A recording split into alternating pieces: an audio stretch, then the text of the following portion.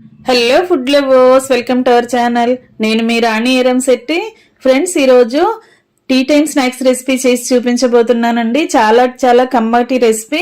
చిన్నపిల్లలు, పెద్దవారు అందరూ కూడా ఎంజాయ్ చేస్తూ ఇష్టంగా తినొచ్చు. ఆ ప్రాసెస్ అంతా చూద్దాం. వీడియోని ఫస్ట్ నుంచి లాస్ట్ వరకు చూడండి. మధ్య మధ్యలో స్కిప్ చేయకుండా చూడండి. ఎప్పుడూ చేసుకునే ప్రాసెస్ కాకుండా కొంచెం డిఫరెంట్గా అనిపిస్తుంది. మీ అందరికీ కూడా చాలా ఇంట్రెస్టింగ్గా ఉంటుందండి. వీడియోని స్కిప్ చేయకుండా చూడండి. అలాగే ఛానల్ని ఫస్ట్ టైం వాచ్ చేసిన వారు సబ్స్క్రైబ్ చేసుకుని పక్కనే ఉన్న బెల్ బటన్ క్లిక్ చేయండి. నేను పెట్టబోయే రెసిపీస్ అన్ని డైలీ మీ ఫోన్కి నోటిఫికేషన్కి వస్తే ఇవి ఓపెన్ చేసి చూడండి. మీకు నచ్చిన రెసిపీస్ని కుక్ చేసి ఫ్యామిలీకి సర్వ్ చేయండి. అన్నీ మన ఇంట్లో ఉన్న ఇంగ్రీడియంట్స్తోనే సింపుల్గా టేస్టీగా స్నాక్స్ అనేవి చేసి చూపిస్తాను. అవి మీ అందరికీ నచ్చుతాయి. అలాగే ఛానల్ని సబ్స్క్రైబ్ చేసుకోవటం మాత్రం మర్చిపోకండి. ఇంకా వీడియోలోకి వెళ్ళిపోదాం. ముందుగా ఒక మిక్సింగ్ బౌల్ తీసుకుని దానిలోకి 1 కప్పు నిండా మైదా పిండి తీసుకుని వేసుకోండి. అలాగే టేస్ట్కి సరిపడా సాల్ట్ వేసుకుని 2 టేబుల్ స్పూన్లు ఆయిల్ వేసుకోండి. ఈ సాల్ట్ ఆయిల్ కూడా పిండికి బాగా పట్టించండి. పిండిని బాగా రఫ్ చేస్తున్నట్లుగా కలిపినట్లయితే ఆయిల్ అంతా కూడా పిండికి బాగా పడుతుంది. మనం పిండిని ఇలా ముద్దలాగా చేస్తే గట్టిగా పొడి పొడిలాడుతూ రాకుండా కొంచెం ముద్దలాగా రావాలి. అలా రాలేదు అంటే ఇంకొంచెం ఆయిల్ని అప్లై చేసి ఆయిల్ మొత్తం పిండికి పట్టించి కొంచెం కొంచెంగా వాటర్ పోసుకుంటూ పిండిని ఇలా పూరీ పిండిలాగా రెడీ చేయండి. ఈ పిండిని 1 గంట పాటు నానబెట్టుకుందాం. గిన్నెకు మూత పెట్టుకుని గిన్నెను పక్కన పెట్టుకోండి. ఇప్పుడు నెక్స్ట్ ప్రాసెస్ అనేది చేద్దాం. పిండి నానే లోపుగా మనం కర్రీ ప్రిపేర్ చేసుకుందాం. దానికి పచ్చి బఠానీలు తీసుకోండి. గ్రీన్ పీస్ ఉంటాయి కదా, అవి తీసుకోండి. అలాగే సన్నగా తరిగిన బంగాళదుంప ముక్కలు తీసుకోండి. సన్నగా తరిగిన టొమాటో ముక్కలు కూడా తీసుకోండి. అలాగే సన్నగా తరిగిన క్యారెట్ ముక్కలు కూడా కొన్ని తీసుకోండి. తర్వాత సన్నగా తరిగిన ఉల్లిపాయ ముక్కలు, పచ్చిమిర్చి ముక్కలు కూడా తీసుకోండి. అలాగే సన్నగా తరిగిన క్యాప్సికమ్ ముక్కలండి, ఇవి కూడా తీసుకోండి. క్యాబేజ్ కూడా తీసుకోవచ్చండి. అలాగే కొత్తిమీర కూడా తీసుకుని అన్ని రెడీ చేసి పెట్టుకోండి. కుకింగ్ స్టార్ట్ చేద్దాం. స్టవ్ ఆన్ చేసి కళాయి పెట్టుకోండి. 1 టేబుల్ స్పూన్ ఆయిల్ వేసుకుని ఆయిల్ కాగిన తర్వాత పచ్చిశనగపప్పు, ఆవాలు, జీలకర్ర వేసుకోండి. కొన్ని కరివేపాకులు కూడా వేసుకుని ఇవి బాగా ఫ్రై అయిన తర్వాత మనం ముందుగా కట్ చేసి పెట్టుకున్న వెజిటబుల్ ముక్కల్ని పీసెస్ని యాడ్ చేసుకుందాం. ముందుగా ఆనియన్స్ని, పచ్చిమిర్చిని వేసుకోండి. వీటిని కొంచెం సేపు బాగా ఆయిల్లో ఫ్రై చేయండి. ఆనియన్స్, పచ్చిమిర్చి అనేవి బాగా మగ్గాలి. ఇలా గరిటెతో కలుపుకుంటూ ఫ్రై చేయండి. బాగా మగ్గిన తర్వాత క్యారెట్ ముక్కలు, అలాగే క్యాప్సికమ్ ముక్కలు, బంగాళదుంప ముక్కలు కూడా వేసుకోండి. ఇవి 3 వేసుకున్నాం కదా, ఇప్పుడు గరిటెతో బాగా కలపండి. ఇవన్నీ కూడా ఆనియన్స్తో పాటు ఆయిల్లో బాగా మగ్గించండి.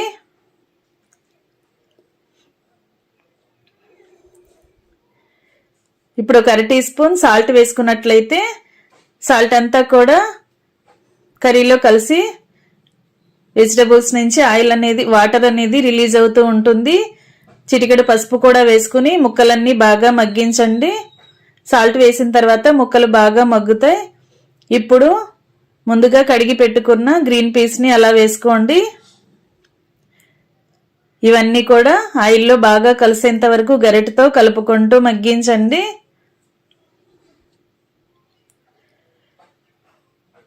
బంగాళదుంప ముక్కలు, అలాగే క్యారెట్ ముక్కలు మగ్గటానికి కొంచెం టైం అనేది తీసుకుంటుంది కదా, మూత పెట్టుకుని 2 నిమిషాలు బాగా మగ్గించండి.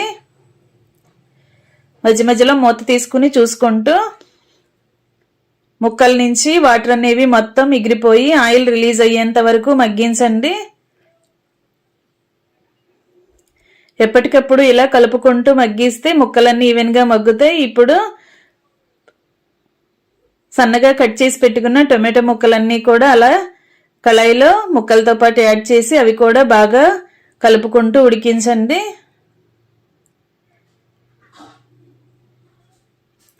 టొమాటో వేసిన తర్వాత కర్రీ అనేది బాగా సాఫ్ట్గా మొత్తం అంతా కూడా మగ్గుతుంది.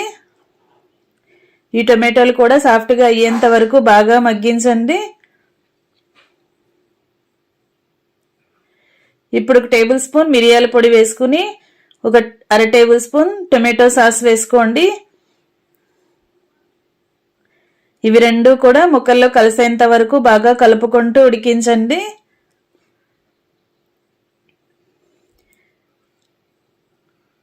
టొమాటో సాస్ అంతా కూడా ముక్కలకి బాగా పట్టాలి, అలాగే మిరియాల పొడి కూడా బాగా పట్టాలి. 2 నిమిషాలు మూత పెట్టి బాగా ఉడికించండి. మనం వేసిన సాస్ అంతా కూడా ముక్కలకి బాగా పడుతుంది. ఇప్పుడు 1 teaspoon garam masala add చేసుకుని మొత్తం అంతా కూడా బాగా కలపండి. కొంచెంగా ధనియాల పొడి, జీలకర్ర పొడి కూడా వేసుకుని ఇవన్నీ కూడా బాగా కలిపిన తర్వాత కట్ చేసి పెట్టుకున్న కొత్తిమీరను కూడా అలా యాడ్ చేయండి. కారం అనేది నేనేమి యాడ్ చేయలేదండి. మనం వేసిన పచ్చిమిర్చి ఘాటుకి కానీ, మసాలా పౌడర్స్కి కానీ, మిరియాల పొడికి కానీ ఈ కర్రీ అనేది చాలా చాలా స్పైసీగా ఉంటుంది. ఇంకా స్టవ్ ఆఫ్ చేసుకుని కర్రీని పక్కన పెట్టేసుకోండి. ఇప్పుడు ముందుగా మనం నానబెట్టుకున్న మైదా పిండిని చూద్దాం. బాగా సాఫ్ట్గా నానింది కదా. ఇప్పుడు దీనిని చిన్న చిన్నగా ముద్దల్లాగా విడివిడిగా తీసుకోండి. ఇప్పుడు పూరీ పీటకి పొడిపిండిని అప్లై చేసి మనం చేసి పెట్టుకున్న మైదా పిండి బాల్స్తో చపాతీలు చేద్దాం. ఫ్రెండ్స్, ఈ ఛానల్ని ఫస్ట్ టైం వాచ్ చేసిన వారు సబ్స్క్రైబ్ చేసుకుని పక్కనే ఉన్న బెల్ బటన్ క్లిక్ చేయండి. నేను పెట్టబోయే రెసిపీస్ అన్ని డైలీ మీ ఫోన్కి నోటిఫికేషన్కి వస్తాయండి. ఓపెన్ చేసి చూడండి. ఇలా చపాతీని బాగా చేసుకున్న తర్వాత, వీలైనంత పలుచగా చేసుకున్న తర్వాత దీనిని పక్కన పెట్టుకోండి. ఇదే విధంగా మిగిలిన వాటితో కూడా చపాతీలను చేసుకుని అన్నీ కూడా పక్కన పెట్టుకోండి. మొత్తం అన్ని చపాతీలు ఒకేసారి చేసి పెట్టుకోండి. చేసి పక్కన పెట్టుకున్న తర్వాత నెక్స్ట్ ప్రాసెస్ అనేది చూద్దాం. వీటిని కూడా ఇదే విధంగా చేసుకుందాం. చపాతీలు చేసుకోవటం కంప్లీట్ అయిన తర్వాత స్టవ్ ఆన్ చేసి పెనం పెట్టుకోండి. దోశ పెనం పెట్టుకుని మనం చేసి పెట్టుకున్న చపాతీలని అలా పెనం మీద వేసుకుని ఫ్లేమ్ సిమ్లో పెట్టుకోండి. హై ఫ్లేమ్లో అస్సలు కాల్చొద్దండి. ఒకవైపున బాగా కాలిన తర్వాత వెనుక వైపు కూడా టర్న్ చేసుకుని కాల్చుకోండి. ఇదే విధంగా మిగిలిన చపాతీలు అన్నీ కూడా లైట్గా కాల్చి తీసుకోండి. ఎక్కువగా కాల్చామంటే అవి పెలుసుగా విరిగిపోతూ ఉంటాయండి. కొంచెంగా ఇలా కాల్చి అలా తీసేసుకోండి. ఇవన్నీ కూడా కాల్చి పక్కన పెట్టుకున్నాం కదా. ఇప్పుడు మనం దాని చుట్టూ చపాతీ చుట్టూ ఉన్న అంచులని కట్ చేసుకుని మనకి కావలసిన షేప్లో షీట్ని రెడీ చేసుకుందాం. చపాతీ షీట్ని రెడీ చేసుకుందాం. ఇలా నేను వీడియోలో చూపిస్తున్న విధంగా అంచులని 4 వైపులా కూడా కట్ చేసుకోండి.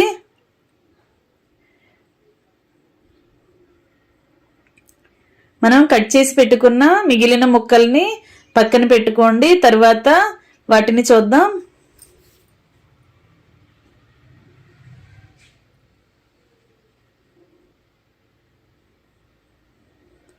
ఇలా నేను చూపించిన విధంగా షీట్లని రెడీ చేసుకోండి.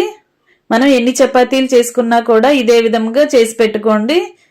మొత్తం అన్ని ఒకేసారి కట్ చేసి పక్కన పెట్టుకోండి.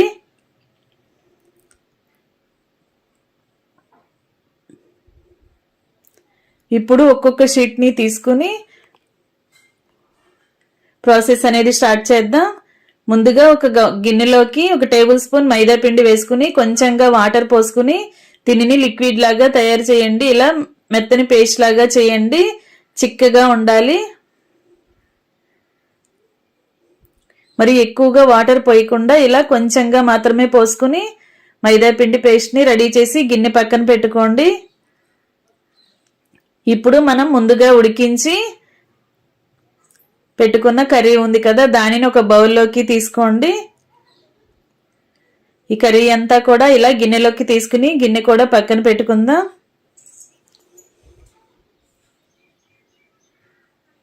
ఇప్పుడు మనం తీసుకున్న చపాతీ షీట్లోకి కర్రీని పెట్టండి. ఇలా కొంచెం కొంచెంగా కర్రీని తీసుకుంటూ ఇలా షీట్ మధ్యలో పెట్టుకోండి.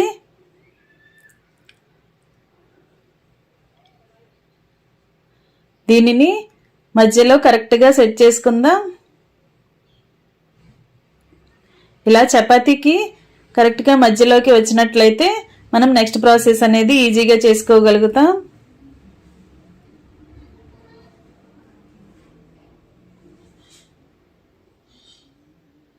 ఇప్పుడు మనం ముందుగా కలిపి పెట్టుకున్న మైదా పిండి పేస్ట్ని అలా చపాతీ అంచులకి 4 వైపులా కూడా అప్లై చేయండి.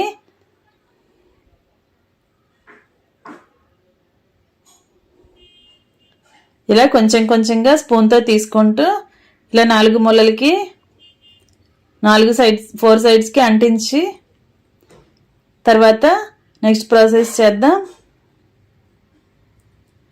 ఇప్పుడు కిందున్న అంచుని చపాతీ కర్రీ మీదకి అంటించి పైనున్న అంచుని కూడా అలా ఫోల్డ్ చేసుకోండి. ఇలా 2 అంచుల్ని కూడా మధ్యలోకి ఫోల్డ్ చేసుకోండి. ఇలా నేను చూపించిన విధంగా చేసుకోండి. సమోసా చేసుకునే ప్రాసెస్ కన్నా కూడా ఇది చాలా చాలా ఈజీ అండి. ఈ ప్రాసెస్తో సింపుల్గా మనం స్నాక్స్ అనేవి ప్రిపేర్ చేసుకోవచ్చు. ఈ విధంగా 2 వైపులా కూడా అంచుల్ని మొత్తం పిండితో క్లోజ్ చేసుకోండి. ఈ అంచులు అనేవి ఓపెన్ అవ్వకుండా గట్టిగా నొక్కుని వీటిని రెడీ అయిన తర్వాత ఒక ప్లేట్లోకి పెట్టుకుందాం. ఇదే విధముగా మిగిలిన షీట్స్ అన్నీ కూడా ఇలా కర్రీతో స్టఫ్ చేసుకుని అంచులని మడత పెట్టుకుని అన్నీ కూడా ఇదే ప్రాసెస్తో చేసి పెట్టుకోండి. ఫ్రెండ్స్, చిన్నపిల్లలే కాదండి, ఈ స్నాక్స్ అనేవి పెద్దవారు కూడా చక్కగా ఇష్టంగా తినొచ్చు. మనం వెజిటబుల్స్ అన్నీ వాడాం కదా కర్రీలో, చాలా చాలా హెల్దీ అండి. టేస్ట్ కూడా చాలా చాలా బాగుంటుంది. మనం తింటున్నప్పుడు క్యారెట్ ముక్కలు కానీ, క్యాప్సికమ్ ముక్కలు కానీ, టొమాటో ముక్కలు కానీ, అలాగే గ్రీన్ పీస్ కానీ, పచ్చిమిర్చి కానీ అవన్నీ కూడా మనం స్నాక్స్ని తింటున్నప్పుడు ఆ ముక్కలన్నీ కూడా మన పంటికి తగులుతూ టేస్ట్ అనేది చాలా చాలా బాగుంటుంది. మీ అందరూ కూడా ఖచ్చితంగా ఈ ప్రాసెస్తో ఈ స్నాక్స్ అనేవి ప్రిపేర్ చేసి పిల్లలకి సర్వ్ చేయండి. ఇలా అంచులని ఓపెన్ అవ్వకుండా మొత్తం అంతా కూడా పిండితో అంటిస్తూ స్నాక్స్ అనేవి కంప్లీట్ చేసి ప్లేట్లో పెట్టుకోండి.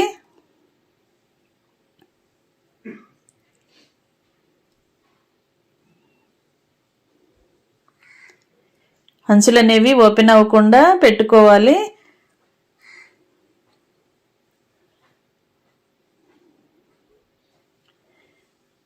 ఇదే విధంగా మిగిలిన షీట్లన్నీ కూడా కర్రీతో ఫిల్ చేసుకుని అన్నీ కూడా కంప్లీట్ చేసి ఒక ప్లేట్లో పెట్టండి. తర్వాత నెక్స్ట్ ప్రాసెస్ అనేది చూద్దాం. మనం ఎన్ని షీట్లు కాల్చుకుంటే అన్ని షీట్లు కూడా ఇదే విధంగా రెడీ చేసి ప్లేట్లో పెట్టుకోండి.